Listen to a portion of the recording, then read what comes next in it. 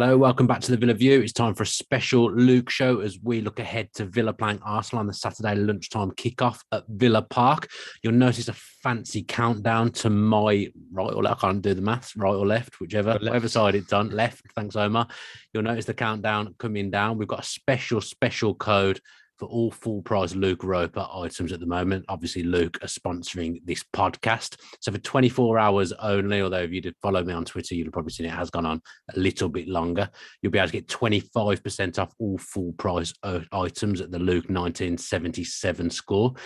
Use the code TVV25 to get 25% off such garments as this hoodie that I'm wearing today. Lovely new tracksuit that Luke Roper have sent me. Plenty of other good stuff on there as well in their mainline collection. So go on, have a look. And if you like anything in the sale and you don't want to buy a full price item, use the code TVV20 and that'll get you 20% off everything. That's enough of all that ramble. I think I just about got it out and people should be able to understand what I was talking about. Joined by Omar to look ahead to Arsenal on Saturday and have a little bit of a look back at West Ham at the same time, I would guess. Omar, how are you? Good, mate. Yeah, excellent. Been a while since I've been on. I can't remember the last time I was on. Not really sure what's happened. Feels like a while since I've been on as well. Have we just not been doing shows? I don't know. No idea. Has it still been running behind? We're not just realised. Maybe I presume it must have been, but I can't remember being on too recently myself either. But we are here to look at Arsenal. I watched Arsenal last night. More impressive this season than I would have given them credit for at the start. I was actually impressed with them again last night against Liverpool, or I did feel a little bit like they're getting a little bit fatigued. So kind of the same kind of 11 has been playing week in, week out for them. Mikel Arteta has said it's the most important game of the season for them on Saturday against Villa. I kind of feel like it's a decent time to play them now off the back of that defeat because they were on a great run before then.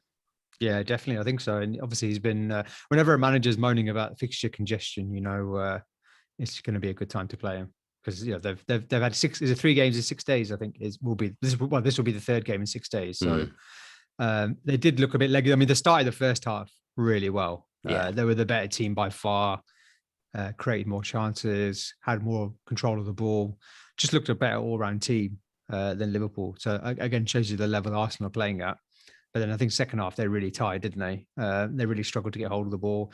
Even when they were 2-0 down, they never really looked like they were going to ever do anything. No. They looked the players' legs look completely gone. So I think from our perspective, that's probably a good thing. So I guess we'll see. But yeah, I think last time out against Arsenal at their place, I think we were all going in pretty confident after last season when we beat them twice, thinking, this is a team that we can easily beat, and they absolutely destroyed us. And deserve the win. So it'd be nice to get one back on them. Yeah. I mean, I guess, let's say Arsenal had beaten us at Villa Park the last 2 times. We'd have been sat here today saying, a little bit of a bogey side coming up against Arsenal. So the fact that we've actually won the last 2 at Villa Park makes it feel like we could be their bogey side a little bit. I know they took us apart earlier on in the season at the Emirates, but, at Villa Park, we've had some good days against them recently. They haven't scored in the last 2 visits either. I've said this when we've come up against a few teams recently. I said it against Brighton, said it against Southampton, and possibly said it against Leeds as well. I think we're better against teams that will just come and not change the way they play. So Arsenal will come out and play the way that they play. They'll attack, they'll try and make things happen. I think that suits us. I think when we're coming up against opposition like that, as I said, against the teams I just mentioned, I think that does suit us, and that being a bit more open is a good thing because it gives players like Coutinho more space. Yeah, definitely. Yeah, I agree with that. I think... Arsenal are a much improved side, have had a good season, but there's definitely gaps there. They still have issues there, don't they? I think where we can exploit that. And I think, I would say not the issues that they've had previously. No, I think they're very solid. They're very solid now. But I still think we can beat them. I don't think they're not infallible. I still think they in midfield with Xhaka. If you get in and around him, I still think. He can be on his day a liability. So I'm not saying they are. I mean, I've seen that they've been very good and they're very solid, and they've been that defense midfield has been the bedrock of their good season. I'm not saying that, but I still think with the players that we've got at home, they're going to be tired. We've had a bit longer to rest. Players want to obviously make up for the performance against West Ham. I think it's a good chance. A good chance for us to get some points on the board again. Yeah, even though we lost on Sunday, it still feels like there's a little bit of momentum with us. I don't think there was any disgrace in going to West Ham and losing. I thought half, I thought we were pretty good in all honesty, second half felt like the game got away from us a little bit, and they scored at a good time. We never really recovered from it, but it was a tight game. But I don't think we will have lost any momentum off the back of that. If you've won 3 from 4, you're still in good form, aren't you? And a game at home, lunchtime kickoff, Villa Park, crowd will be up. I think it's a good opportunity to get something. And, Arsenal have been on that great run, but having now lost the game for the first time in a while, you don't know how they're going to react off the back of it. Yeah. And I think a few people have just mentioned there about the midfield. I think that will definitely be key on Saturday. I think depending on how their midfield legs are, their players. Odegaard has had a really good season. Obviously, Xhaka is sort of finding his form again and has played well. And they've got obviously the forward players as well. They work so hard off the ball. I think if their legs have gone slightly, if they are a little bit fatigued, then that is our opportunity against them. But I mean, I've seen a few people ask, how would you pick? Who would you pick in midfield, given that Dougie Luiz might be out? I don't know what your thoughts are, but will he be out for that lip injury? I don't know. I didn't think so, because I think people have read too much into Gerrard saying he needs some facial reconstruction done or something. He said something like that, didn't he? I think just because you're not having kissing, I think you still play football. He's out with play well. He's out with Alicia tonight. I think I saw on his Instagram. And he's always with Alicia Lyman, isn't he? So if he's going out on dates, you're okay to play football for me. Yeah, I agree. I mean, would you change it, just regardless if it's fit or not? Would you change anything in that team? Because the performance against West Ham, I thought we did look a little bit leggy. We looked a bit tired, but then again, West Ham there was such a difficult team to play against. It wasn't the greatest games. It was even both teams, West Ham and Villa, were just poor all around, I thought, and it was just a war of attrition more than anything else. So I'm not sure if I can read too much into that game. There might be one change, I would say. I wouldn't surprise me if we saw Buendia come in for Ings, potentially. Go back to 2 number 10s for this game, just because it's against Arsenal. But I'd be inclined to keep it the same, because largely it's been working. I wouldn't really want to change that much. I don't know about you, but that's the only thing I can potentially say. I think Buendia did have an impact when he came on. Yeah, against West Ham, he made a couple of things happen. He made the goal. Obviously, he could have scored off Bailey's cross. I mean, Leon Bailey, one of them could come in, because I did think they both put in decent cameos when they came on. It's good to have options, but then I'd also be wary of moving away from the diamond that I think has actually worked well. Yeah, I don't know. It's a difficult one. I think Buendia is really hard done by, isn't he? Really? Yeah, of course. He was our best player before this run of games, albeit we were losing games. But I think he's had to be sacrificed for the good of the team. And I think it's, you can't really read too much into that West Ham performance, I don't think.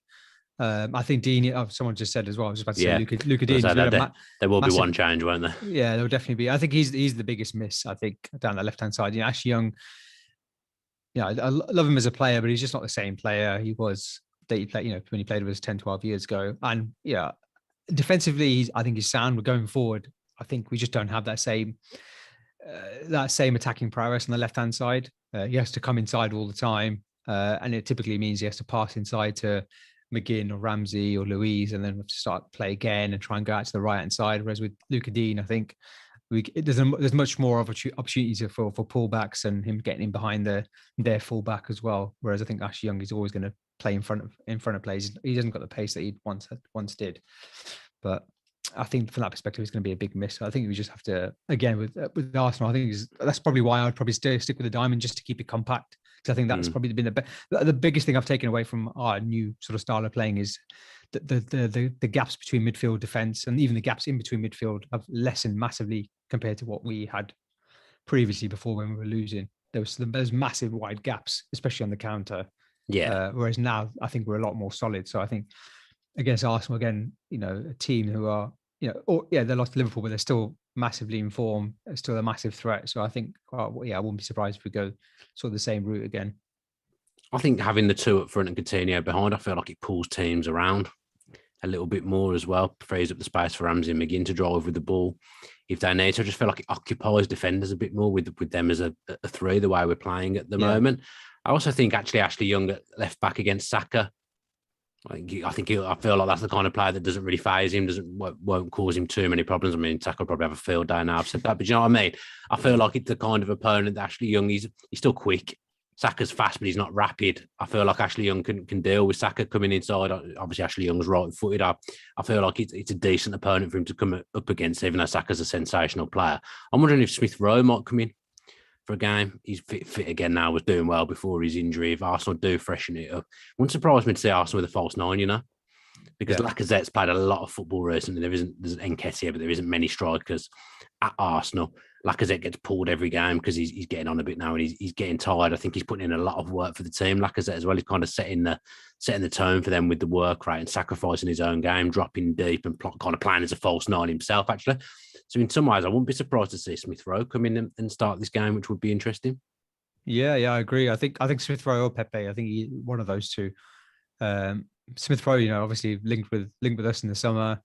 Highly rated, signed a new contract, and he's found it hard to get into the team of late, hasn't he? So it shows you how well Arsenal have been doing. Odegaard's been on good form, hasn't he? Odegaard's been on good form. But again, I think you're right. I think they will, considering the amount of games they've played in such a short amount of time, then I think he may look to change it. They obviously they measure that stuff, don't they? If you see in the red zone and all that kind of stuff, they look at that in the background. So then again, I mean, Arsenal not in any of the cups, so I know they haven't got loads of options either. Arsenal, their squad's not the biggest.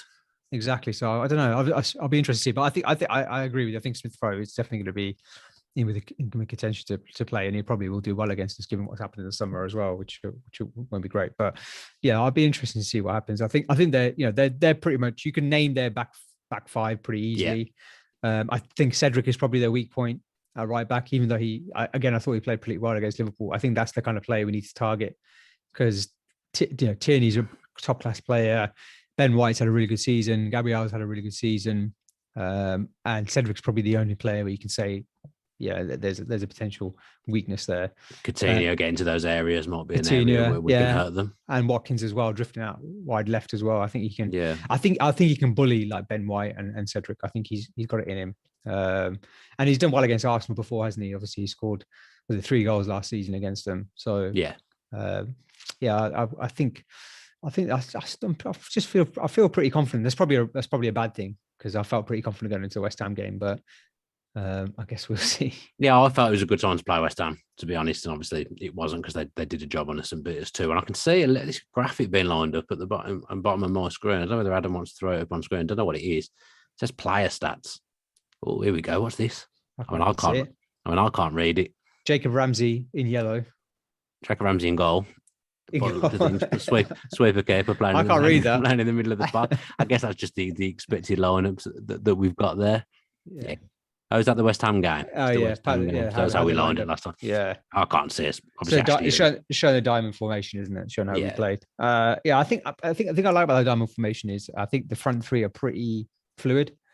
So I know we play with 2 up front, but more often than not, sometimes you'll see Coutinho as a central of the and they split and then to defend to pressurize the opposition players and Ings, both Ings and Watkins have been working so hard off the ball, and it's nice to see them. Obviously there's been a lot of talk about them playing together, and it's nice to see Gerrard just sort of just talking to them, obviously manage them off the field, giving them a run, saying, look, I'm going to play you together. I don't want to be dropping one of you. I want you both to be players. You're 2 of our best players. I want you to learn how to play together. And it seems like they're spending a lot of time off the pitch together as well, which is good. And obviously all the players as well. I was watching the Emi Martinez interview with Ben Foster. I don't know if you saw that. Good video. Very good video. Yeah, he was talking about the players are trying to spend a lot more time off the field together. I think Tyron Mings said it as well. Mings said it on Monday night at Monday night as well. Yeah, that was that. Yeah, Mings said a lot. So, a lot of stuff actually. I should probably done a video off the back of it. He came up with a lot of interesting stuff. But we should. Yeah, it'd be interesting to see what was said. I was going to go to that, but I had to change my plans last minute. Yeah, it was good. It looked good. Can you see that on AVTV? Was it? They streamed the Q&A, I believe. Yeah. But he said quite a lot of things obviously he was on for probably an hour before we even got to the Q&A. Just spoke about the team spirit, how they are trying to forge that bond at the moment. They're going on a lot more activities together. The players doing a lot more social events. He also said that Steven Gerrard was his hero as a kid, which I didn't know. He was a Liverpool fan as a kid. Tara Ming said he used to love watching Steven Gerrard. So obviously he was excited when Steven Gerrard got the Villa job. He talked about like the responsibility he takes on as captain, how when we lose now, because he's the club captain, he takes it really, really personally. Just a really interesting evening. And he made the point of, when he walked into the football club 3 years ago now, where we are now compared to where he where we were when he walked in, anyone would have snapped your hand off to be sat ninth in the Premier League. Yeah, really. Whatever you think of this season, and yes, we've had a couple of bad runs. You were offered that 3 years ago. You are 100% taking it. You couldn't, obviously, you could overbear because everyone wants to be in Europe and things like that. But realistically, I don't think we could have hoped for better 3 years on. I think that's a realistic way of looking at it sometimes. And he also said, at the moment, we are a mid-table team. That's not where we want to be long term, but at the moment, that's the reality of the situation. That's where we are. So we're going to win some games and we're going to lose some games. That's what happens to mid-table sides. And I thought what you've said there is quite basic, but actually it's quite true. So we lost to West Ham at the weekend. We might well beat Arsenal on Saturday. We may well lose, but we are a mid-table side at the moment. There'll be wins, there'll be losses. There's no point getting too high with the wins, even though we always do. And there's no point getting too low with the losses, even though we always do. Yeah, it's so true. I was saying exactly the same thing to my brother after the West Ham game. I said, look, you're not going to finish 9th, 10th, 11th, 8th, even 8th by winning every game and going on massive long runs. That's just not what happens. To finish in those positions, you got to get around 50, 55 points. Pretty much what we did last season, which is you'll have bad spells, you'll have good spells, and you sort of, as you say, you got to ride. We've had a couple of really bad ones this season. Exactly, yeah. And I mean, if we had Coutinho from the start, or we started better, maybe things would be different. But it shows you that a bit like last season as well. Obviously, last season was a bit different. It wasn't sort of short spells of good games, short spells of bad games. It was like a really long spell of a good run, and then a really long spell of a bad run. Yeah, and then you finish mid-table.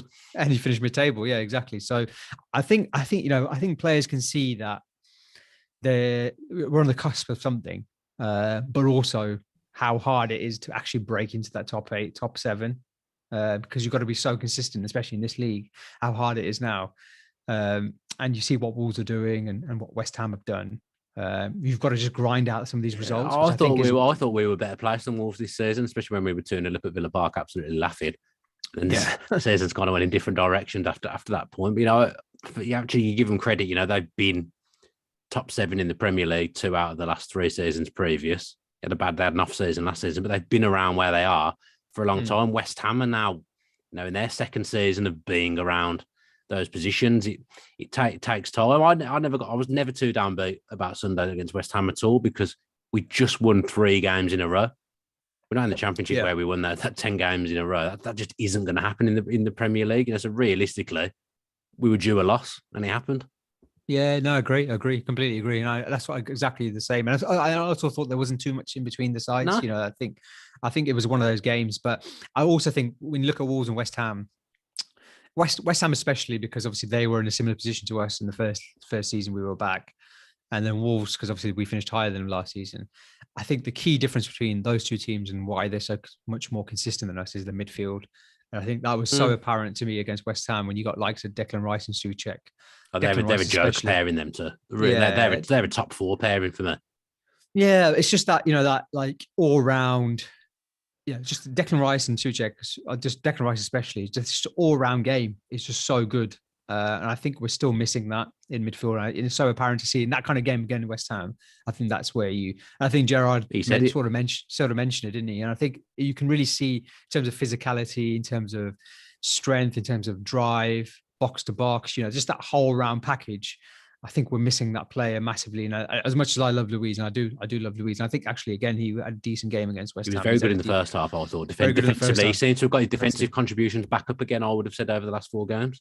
Yeah, but I still think we've got we need another level there or two, and even competition for McGinn and Ramsey as well. I think we need a level or two as well, still within those positions. I think if we can get someone of that caliber.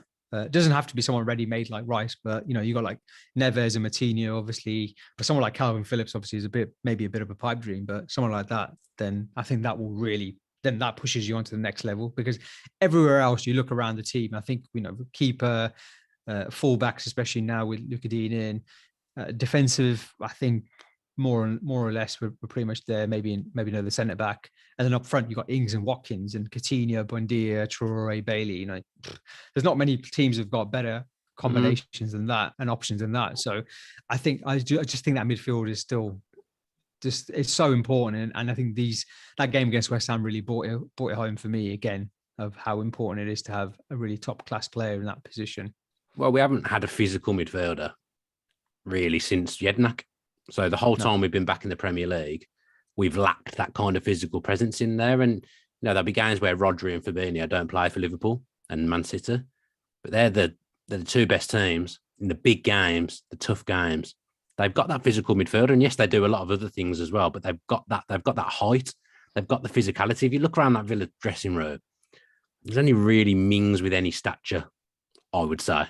No, even because like Konsa and Chambers next to him, neither of them are particularly impressive physically. I wouldn't say Mings is an absolute specimen, isn't he? But other than that, there isn't a lot, and games can be won and lost on physicality. And that, I think Steven Gerrard said it, you've said it. I think that's where the game was lost on Sunday. So they're difficult to find, these players, and even if you've got them, sometimes there's no guarantees. I mean, Leicester have had Ndidi this season. I know he's had injuries, but they've not been flying. But when they've been a good side, they've had Ndidi in there. West Ham have done so well. They've got two of them, Rice and Souček. Again, they both do a lot of other things, but primarily they're physical. We haven't had that play. The midfield, I don't really want to pick on the midfield at the moment because I feel like we've been doing that all season as Villa fans. I've done it myself, but it is the weakest area. It is the area that really, since we got promoted, hasn't improved. If you look at the first batch of Premier League games we played when we got promoted again, Nakamba would have been in there, Louise, McGinn. Yes, Ramsey's come through. There's not much change though, really, in that central midfield area, is there? The whole time we've been back in the Premier League, so it is the obvious area that needs upgrading and needs improving. Yeah, and you shouldn't have to rely on Ramsey to have standout performances every game as well. I think it's pretty harsh on him because he has had standout performances, but he's still very young. He's 20 years old. He's going to have games, maybe even runner games, where he's just sort of not at his best. He's played way more this season, I think he would have expected. Exactly. And I think again, Sanson, I think he's been again decent when he's come in, and probably you could say maybe deserves a chance against Arsenal, maybe.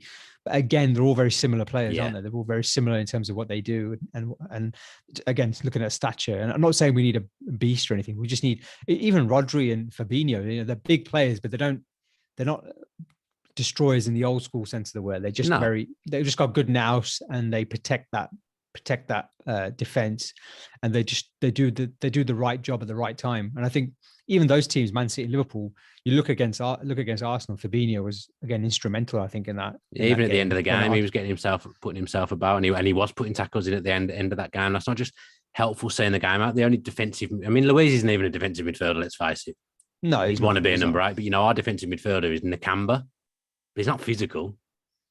It is the bit that's missing, like it or not. That I think it's pretty much a fact at this point. If there's an area that needs improving, it's that defensive midfield position. Because even if you've got Louise there, you need a bit more. Nakamba's been injured half the season as well. I don't know what will happen to Nakamba next season. I imagine he'll still be here, but you don't know. But there is definitely something to be had in that midfield area if we can identify and find a player. Yeah, Basuma's fallen off a cliff since he was linked with us. He's been really poor recently, really poor.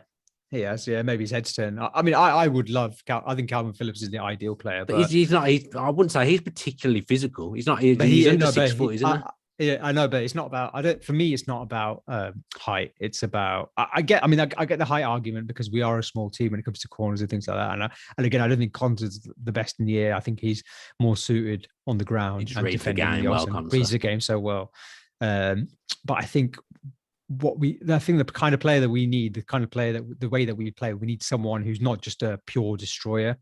We need someone who's good on the ball, who anticipates well, who gets in good positions, and who links up the play. So basically, we basically need a combination of Louise and Nakamba. That's what we've said that before. That would be ideal. I know we're stating the obvious. Obviously, we've talked about this so many times, and everyone else talks about this, and it's the most obvious thing to talk about, but it's just so true. And I think Calvin Phillips is that player. I think he does do the dirty work really well. He gets in, if you look at his interceptions, tackles, blocks, all that kind of stuff, look at his stats, he's always near the top. But also his passing range, his passes completed, and all that kind of stuff, again, is very good. So, but I think he's a bit of a pipe dream because he's obviously voted England's best player, whether he was or not last year. So to get someone of that kind of caliber is going to be very difficult. They were linked with Frank Kessie and people like that. And that seems a weird one. You see Bentancur. I don't know if you've seen him for Spurs. Obviously, we're linked with him. He's been good. He's been very good. And again, he's not like a destroyer in the old school sense of the word. He's again someone who reads the game. reads the game. A bit like Rodri. I think Rodri's a bit like that, isn't he? I think, and Fabinho to some extent, where they're not going in, putting flying tackles in and boshing people out of the way. They're sort of reading the game. Well, you see the difference in Leeds when Phillips is there and when he's not. It's pretty standard for everyone to see that, isn't he? You say it's a pipe dream, Phillips. I think we know that Gerrard likes him. He's a player Steven Gerrard would like to sign. We know that. He would be very expensive, but I think it's probably achievable. I honestly think I've been saying this to a few people recently. I don't know how this has turned into a transfer show, by the way, but we move. That's what we've decided to do here. I think we'll sign someone in the summer, midfield, who, from the outside looking in, people would say, that's a sideways move. I wouldn't have expected Villa to be able to pull him off. But I think because of who the manager is, I think there is that pull to get a top-class central midfield player. He wouldn't come in and be the defensive midfielder, but someone who wouldn't surprise me is Tielemans, because he'll leave Leicester in the summer. He'll have a year left in his contract. Do you reckon? Wouldn't surprise me. I don't see where else he's going to go in the Premier League. And I think, I'm not saying, we're in a better as a club in a better position than Leicester at the moment, but Tielemans is going to want a new challenge. It wouldn't surprise me to see us bring in someone like that, because I think Gerrard has got that pull to pull in a midfielder. That's just my opinion. I'm not basing it. I've said about Phillips. We know that the club like Phillips. Tielemans is something off the top of my head that I'm just thinking about, where you could pull in someone on the side with the people from the outside would look in and say is a sideways move. But I think it's achievable. That's just opinion. Yeah. And maybe.